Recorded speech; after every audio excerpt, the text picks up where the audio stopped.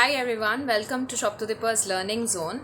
So as you all can see in the screen itself that the topic on which we are going to talk about today is heredity from the chapter Heredity and Evolution.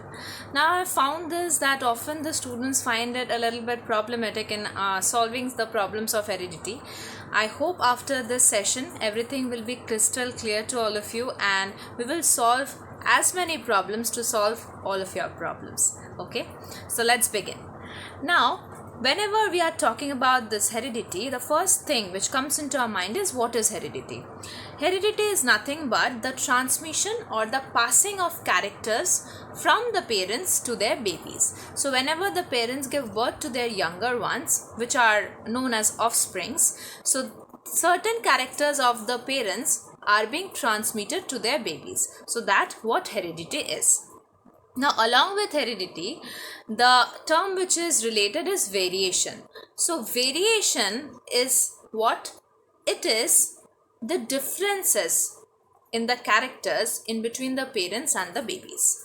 That means even if the parents have passed down or transmitted certain characters from into their babies, there are still differences in characters in between the parents and their younger ones. So that what variation is. It is the difference in characters of parents and offspring. Now when we are studying this heredity and variation together, that what gives birth to genetics. So genetics is what? It is the study of heredity and variation together. Now, we'll move a little bit to the variation, that means variation and its types. So, variation is actually divided into two types. What are they? Somatic variation and gametic variation. Now, we will move a little bit more into somatic and gametic variation. So, soma, the word soma means cell body. Okay, the word soma means cell body. So, it is the variation which occurs in body cells. And this type of variation is neither inherited nor transmitted. That means we do not get them, the babies do not get them from their parents. These characters are not transmitted. For example, as you can see, cutting tails of dog or piercing our nose and ears. So these are not characters which we get or inherit from our parents, right? That is like, it's kind of our wish to pierce our nose or to pierce our ears, like that. So that what somatic variation is, and it's also known as acquired trait. Like somatic variation, the other name of somatic variation is acquired trait. That means what you acquire, what you get from learning or living in that particular environment, you adapt to that. Okay, now coming to gametic variation, the gametes means reproductive cells will be involved. So it occurs in germ cells or reproductive cells. So the germ cell or reproductive cell in case of male is sperm, and case of female it's ova, ovum or egg cell, right? So this gametic variation is obviously inherited and transmitted from parents. Okay, so this is inherited as well as transmitted from the parents. That means from one generation to the next generation, these characters can be passed. For example, human height, for example, skin color, for example, eye color. So I mean eyeball color. So these can become, like, we can include this under gametic variation, right? So these are known as inherited traits. They are not acquired, they are inherited. That means we are getting that from our parents itself. Correct? Now, so now we will move on to the importance. So what is the importance of variation, or what is the need of this variation? So depending upon the nature of variations, different individuals will have different kind of advantages. For example, as you can see that bacteria can withstand heat. Those bacteria which are having the capability of withstanding the heat, they will survive better in a heat wave. Those bacteria, those animals who have the ability to get the or who have the adaptability to stay in a colder environment, they are able to stay in a colder environment. Then, for example, main advantage of variation in the species is to increase their chances of survival. Okay, for example, free earlobes and attached earlobes. So many of us, like I have a free earlobe, right? So this is free, but many human beings will find this attached. This earlobe, this one will be attached here. It is not free like this. So these are the two variants which you can find in earlobes. Like, as I said, earlobe is one, but two variants are there. One where it is free, another where it is attached to your cheek. This portion to your cheekbone it will be, or to the chin bone it will be attached. Okay, so here these are the importances of variations. Now, causes of variation. So the most common causes of variation are mutation, recombination, and random mating. Now we should know what is mutation. So mutation is again is a change in the DNA sequence. DNA is what? It's deoxyribonucleic acid, right? All of us know that. So DNA, whenever there is a change in the sequence of DNA, it can result into mutation. That means it can result from mutation can occur from copying mistakes. It can occur from during cell division, if any gene is being getting replaced, or instead of that some other gene is coming, so the order is getting changed, like that. Or even the DNA, if any portion of the DNA gets damaged, so these mutations can happen. Recombination is one of the most important reason for variation. It's one of the most important reason for variation. It is what? It is an exchange of the chromosome segment. Suppose two chromosomes are there. Okay, these are the two chromosomes, and here we have the two chromosomes. So suppose this portion of the chromosome will be getting exchanged with this portion of the chromosome. So that is recombination. When one portion of the chromosome gets exchanged with another portion of the chromosome, so this one will be coming here and this one will be going here. So that is recombination. Okay, so as you can see in the picture, see, paternal chromosome is the blue one, and maternal chromosome, paternal means the father one, the chromosome which is which we have got from the father, and maternal chromosome is the one which we have got from the mother. So when DNA replication is happening, what is happening? You can see two chromosomes like blue and red. Okay, it's having. Now crossing over. So when this is crossing over, what is happening? One portion of the blue went to the red, and when one portion of that red went to the blue. So that what recombination is. That means suppose if this is the blue one and this is the red one. So this portion of the blue one will be going to here, and this portion of the red one will be coming to here. That what it is. Okay. Now we'll move to the most important thing, that is Mendel and his work on inheritance. So all of us know that Gregor Johann Mendel in the year 1822 and 1884 mainly, he started his experiments with plant breeding and hybridization. So the plant which he chose for his experiments was Pisum sativum. That is nothing but the scientific name of garden pea. Okay, Pisum sativum.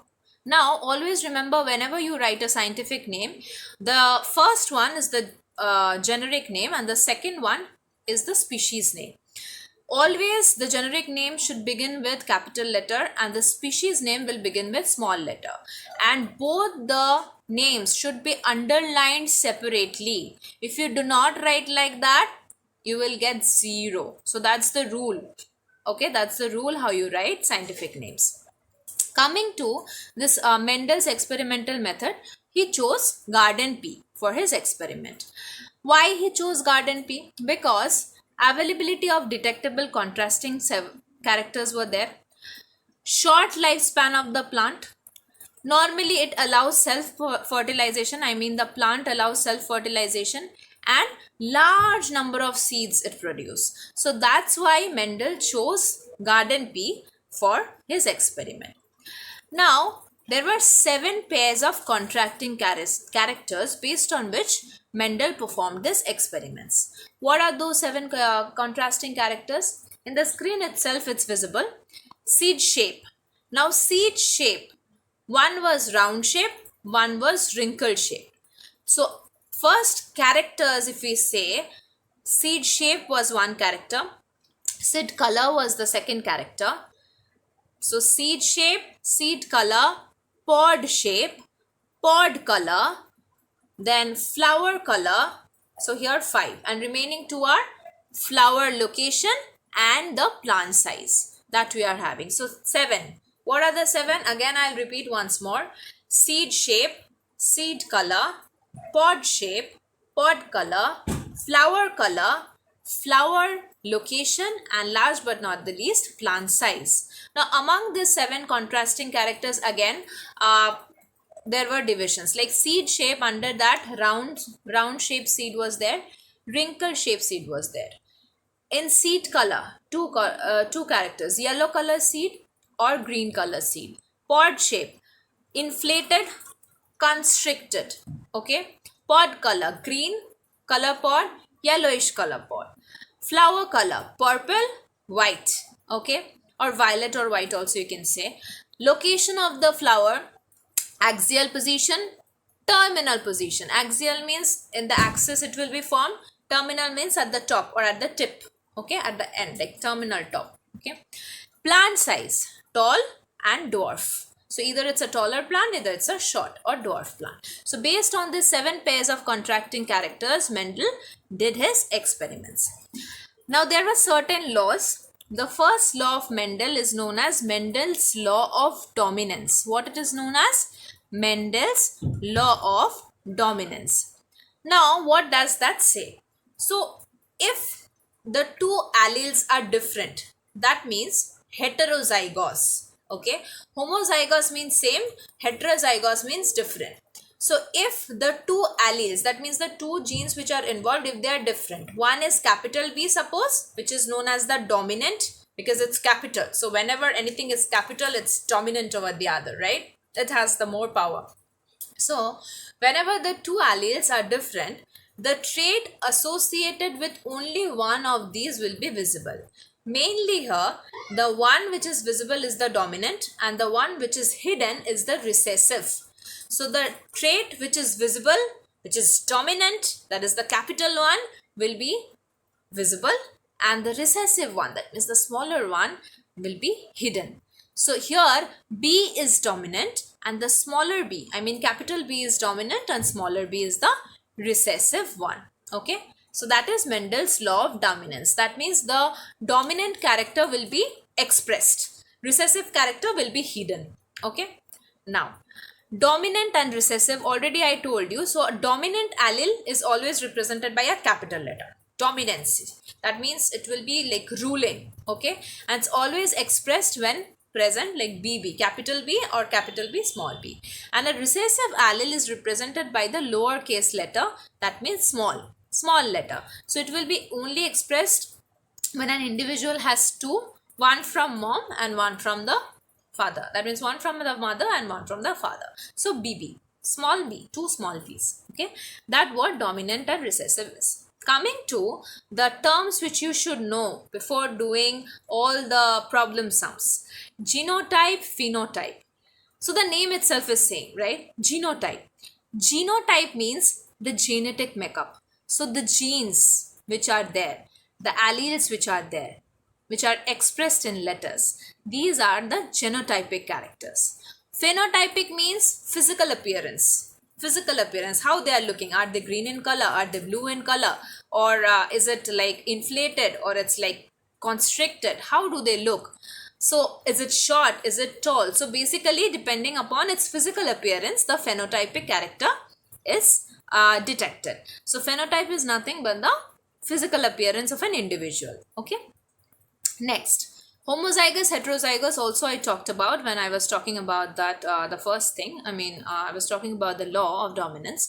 Homozygous means when both alleles of a gene are same. That means either both will be dominant, that is capital B, or both will be recessive, that is small b, small b.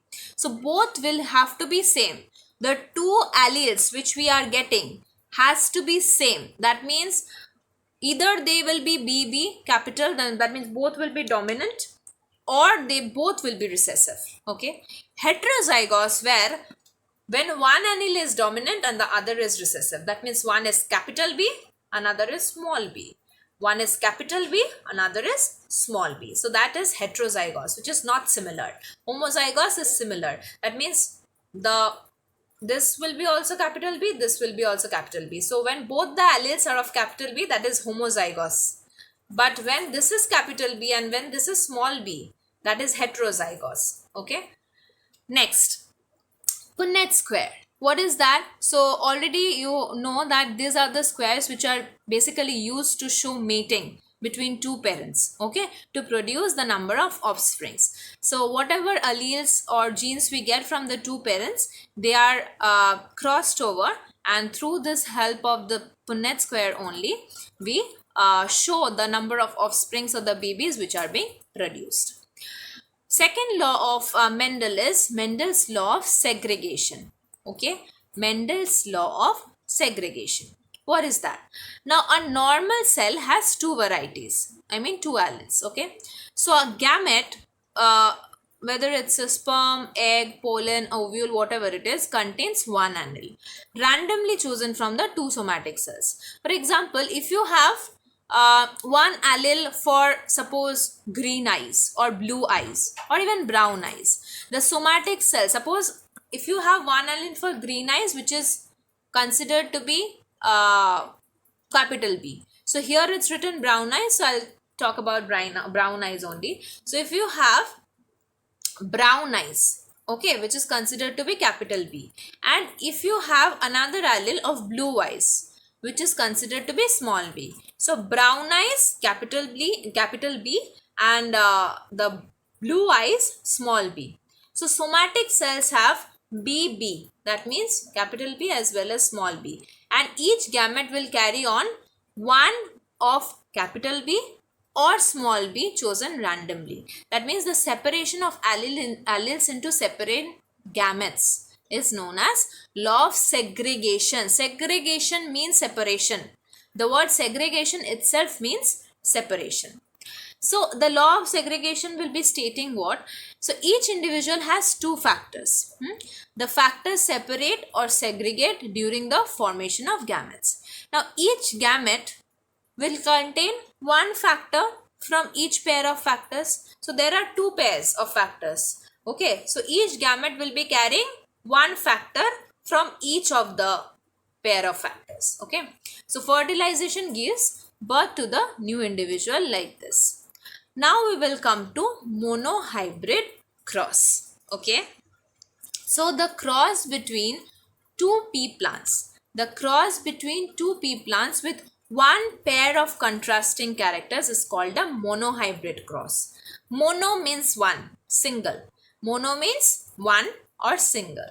So that is what monohybrid cross is. That means whenever the cross is occurring between two pea plants with one pair of contrasting characters. We had 7 pair of contrasting characters. Among those 7, only one we are taking. Okay, and then we are doing the crossing over. So suppose if we take the plant height, or I mean one tall, one dwarf. Okay, so then we will do crossover. So that what monohybrid cross is, as you can see in the screen. We'll do it personally also on board, so that it helps you out in understanding that what actually monohybrid cross is. So monohybrid cross, I'll begin from here. Now here in the monohybrid cross, we are taking two characteristics. That means one, we are taking the tall plant, and one we are taking the dwarf plant. So based on the character of the plant size, these two this contrasting character was being taken. So the tall plant is, these are actually the parents. Okay, they are known as the parents. So from the tall plant, the alleles which we are getting is TT, and from the dwarf plant we are getting smaller t. Okay, now so from capital T, the one which we are getting is 1 capital T, and from here which we are getting is one small t. So these are what? These are nothing but gametes. These are nothing but gametes.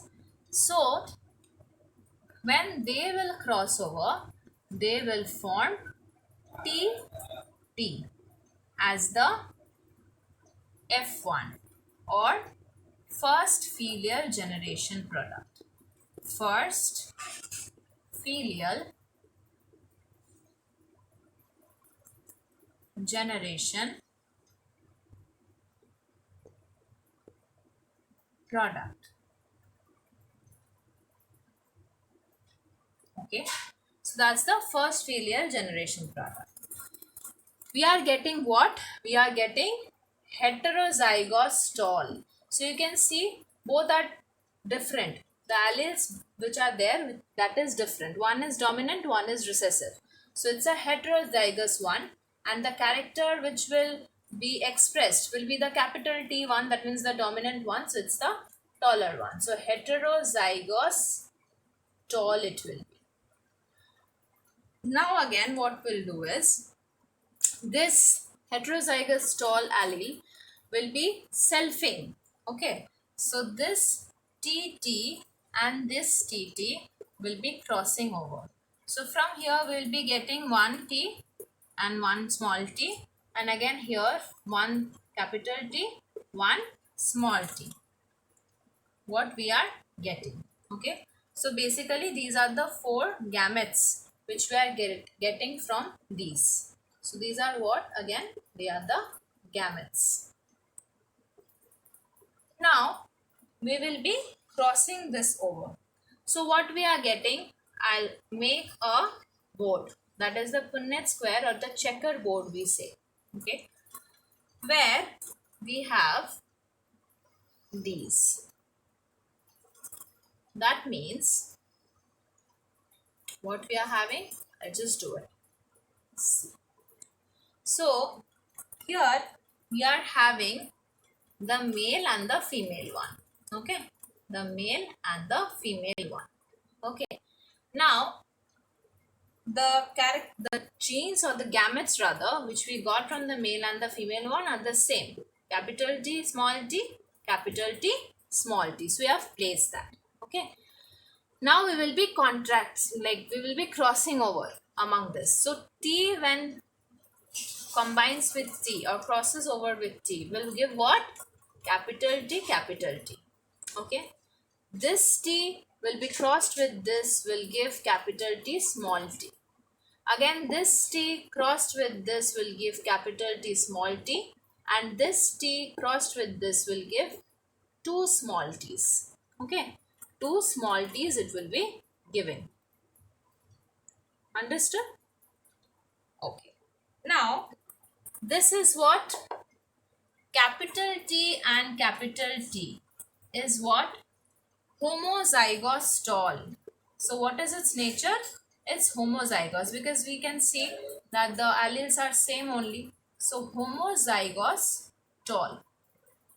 The capital T small t is heterozygous tall. Previously also we have seen here. So it's a heterozygous tall. And the small t, both are small.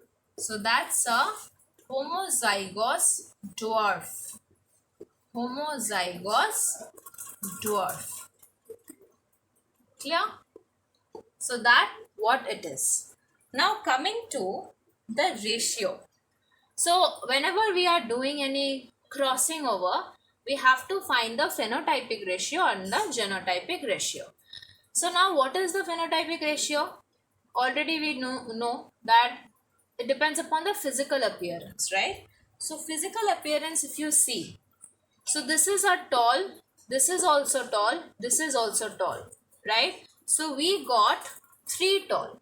This is also tall, this is also tall, and this is also tall, because we know the dominant character is the one which dominates. So how many physical tall we are getting? We are getting three physical talls, right? So what will be our phenotypic ratio? That means PR, that is the phenotypic ratio.